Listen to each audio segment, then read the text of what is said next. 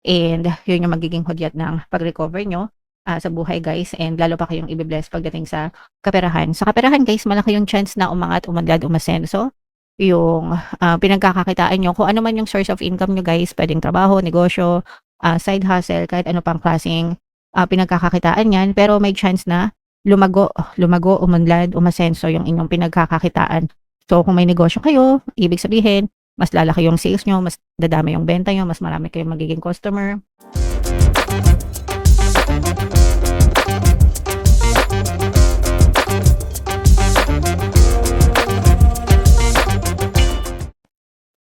Hello guys, hello Libra, welcome back to Pinay Pixie Tarot. Ang pamagat ng episode natin for tonight is monthly taroscope para ngayong July para sa Libra, Sun, Moon, Rising Sign, and Venus. Sa dulo ng video guys, magkakaroon tayo ng yes or no pick a card reading. Ito yung deck na gagamitin natin guys. Pwede kayong magtanong ng isang tanong answerable by yes or no, tapos titingnan natin yung sagot ng tarot sa inyo. Sa dulo ng video yan guys, kaya make sure na tapusin niyo yung video. So, unahin natin tong deck na to. Ito yung mga angel messages para sa inyo.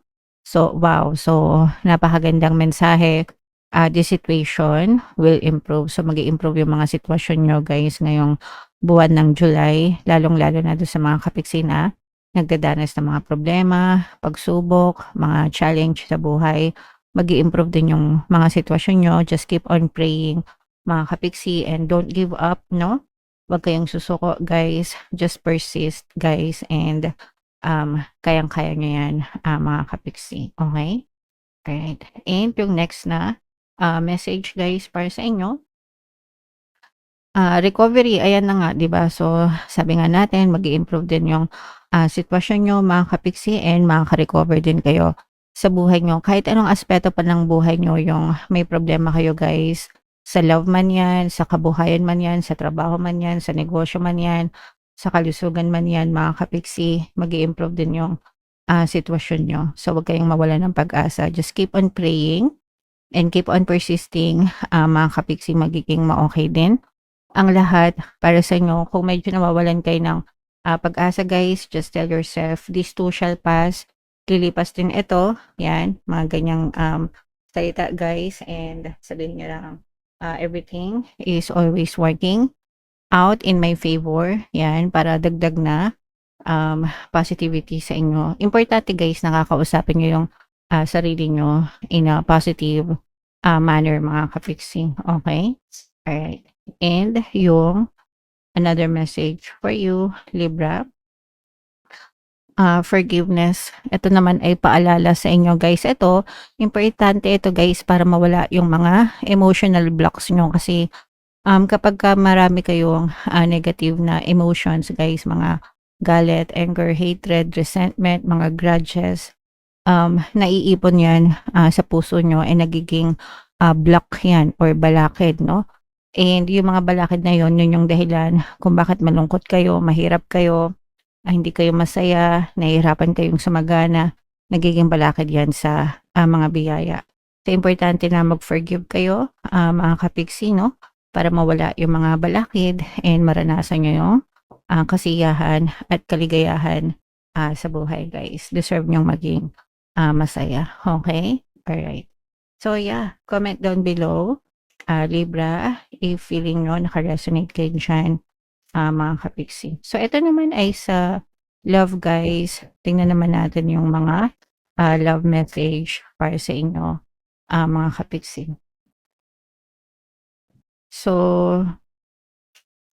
alright. Ito guys, kung ano lang yung makaresonate sa inyo, ha? Mahal kita.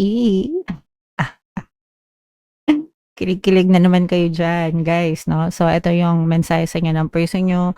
Mahal kayo ng person nyo, mga kapiksi. Wala nang kaabog-abog, no? Wala nang tsetche-boreche, guys. Another message, Libra, is magiging okay din ang lahat, no? So, mag-i-improve, di ba? Sabi ko nga dito, guys, mag-i-improve din yung the situation will improve. So, kung meron man kayong problema sa relationship, guys, magiging okay din ang lahat. Kasi mahal ka pa rin ng person mo, or kung meron man kayong mga pinagdadaanan guys, no? Gustong ng person mo na malaman mo na magiging ma-okey din ang lahat para sa inyo, Libra, okay? And another message, Libra, takot ako sa commitment. Ito naman guys, para dun sa mga tao na feeling nyo ayaw mag-commit ang person nyo. Guys, pwedeng mahal kayo ng person mo, pero hindi siya, pwedeng hindi pa siya ready sa commitment guys. Pwedeng mga bata pa kayo, o kaya naman incapable. Kunwari, hindi pa siya ready kasi meron siyang ibang priority like yung pamilya niya or trabaho niya, yung mga ganun. So, take it how it resonates, guys. Okay? Alright? So, comment down below if naka-resonate kayo dyan, Libra. So, ito naman, yung energy nyo, hanapin natin yung energy ng Libra, guys. Habang sinashuffle ko to, panoorin nyo muna yung video natin regarding sa ating paano mag-manifest ng abundance video course. Kapiksi, sawa ka na ba sa mga struggles at hirap sa buhay mo? Masipag ka ba at masikap sa buhay ngunit hindi ka pa rin umaasenso?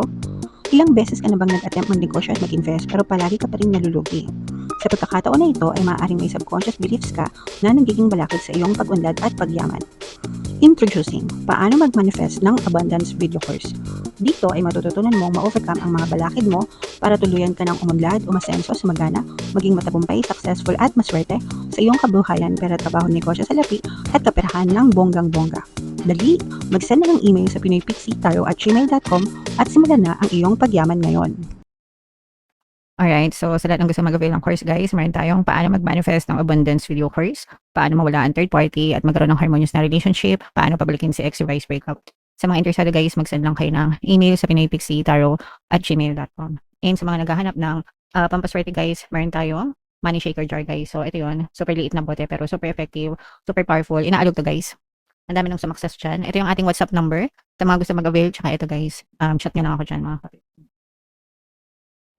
So, Libra, kayo ay represent ng Queen of Swords, guys. So, this is both positive and negative. Sa negative, guys, ito yung sinasabi natin mga problema, no? May mga problema talaga na sumusubok sa inyo, mga kapiksi. Pero, sabi nga natin, huwag kayong mag-alala kasi dadating yung mga sagot, yung mga solusyon sa mga problema nyo, di ba? Mag-i-improve din yung sitwasyon nyo, mga kapiksi, at saka makaka-recover din kayo sa mga problema nyo guys. Okay, so huwag kayong masyadong mag-alala mga kapiksi, malalampasan nyo rin yan. And kagaya nga nung sinabi ko sa inyo kanina, just tell yourself, this too shall pass, lilipas din ito, magiging ma-okay din ako, alright? Para talaga maging positive kayo na malampasan nyo yung mga problema na yan. Dadating sa inyo yung mga solusyon guys, no? Si universe mismo yung magbibigay sa inyo ng mga solusyon sa mga problema nyo, no? Kasi yung iba medyo depressed kayo, mga kapiksi. So, konting tiis na lang guys, malalampasan nyo rin yan. Alright? And pagka-end naman ng inyong mga problema guys, ito naman ay promise of a new beginning, no? Kailangan i-anticipate nyo ito guys kasi may mga magagandang good news, mga magagandang balita na maaaring dumating sa inyo. And itong mga magagandang balita na to guys, ito yung magiging hudyat ng mga bagong simula sa inyo, mga kapiksi. Okay? Alright. And sa love naman guys, ito nakikita natin na magbubunga yung matatamis na pagmamahalan nyo ng person mo. Pagdating sa love, maaaring merong magbuntis sa inyo, mga kapiksi. So this is news of pregnancy guys. It's either ikaw yung mabuntis, yung asawa mo yung mabuntis, or pwedeng meron ding addition to the family. Ito yung blessings guys, no? May magandang blessing sa pamilya nyo, mga kapiksi. But definitely, this is an addition to the family, guys. Okay? Pero, yeah. So, i-mind nyo na yan, mga blessings na yan, matatamis na bunga ng pagmamahalan. At saka itong bagong simula, guys. Ayan, no? So, what else? Tingnan pa natin. Ay, grabe. Sobrang ganda. Again guys, makaka-recover kayo. Ito guys, makikita natin. Sabi nga sa inyo guys, ito yung magiging hudyat ng bagong simula. Diba? Yung sabi ko kanina, ito yung magiging hudyat ng bagong simula sa buhay nyo. May mga bagong opportunities guys. Ito yung magiging dahilan para mawala kayo sa pagkaka-stuck nyo sa buhay nyo. Lalo na kung naging stagnant kayo. Ibig sabihin ng stagnant guys, yung parang walang nangyayari sa buhay, na stuck sa buhay, hindi umaasenso, hindi umuusad, no? And sabi ko nga ito yung magiging hudyat ng bagong simula sa inyo. So magkakaroon kayo ng pag-asenso, pag-unlad. Pag-recover nga guys, malakas talaga yung energy ng recovery sa inyo mga kapiksi, no? So parang mawawala. Parang malalabanan nyo yung mga balakid sa buhay nyo mga kapiksi. And yun yung magiging hudyat ng pag-recover nyo sa buhay guys, and lalo pa kayong i-bless pagdating sa kaperahan. Sa kaperahan guys, malaki yung chance na umangat, umadlad, umasenso yung pinagkakakitaan nyo. Kung ano man yung source of income nyo guys, pwedeng trabaho, negosyo, side hustle, kahit ano pang klaseng pinagkakakitaan yan, pero may chance na lumago, umunlad, umasenso yung inyong pinagkakakitaan. So kung may negosyo kayo, ibig sabihin mas lalaki yung sales nyo, mas dadami yung benta nyo, mas marami kayong magiging customer.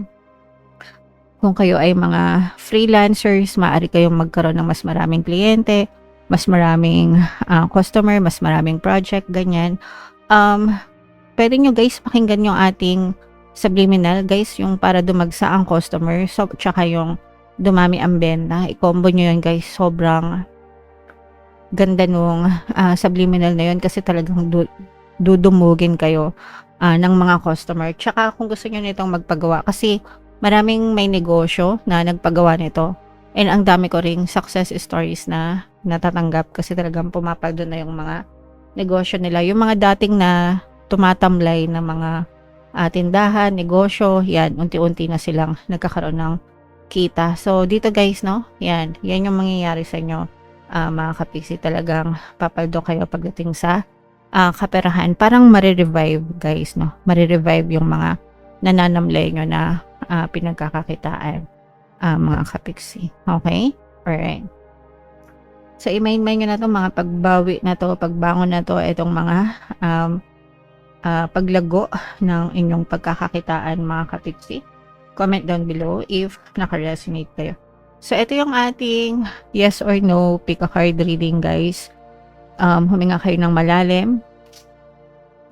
Tapos itanong nyo sa isip nyo kung ano yung tanong na gusto nyong malaman guys. And then pili kayo ng isang card. So ito yung card number 1, card number 2, card number 3. Kung card 1 ang napili nyo, ang sagot sa tanong nyo ay yes. Kung card 1 naman, card 2, ito ay yes pa rin. And kung card 3, ito ay yes din guys. Okay? So congrats kasi puro yes naman yung lumabas sa inyo.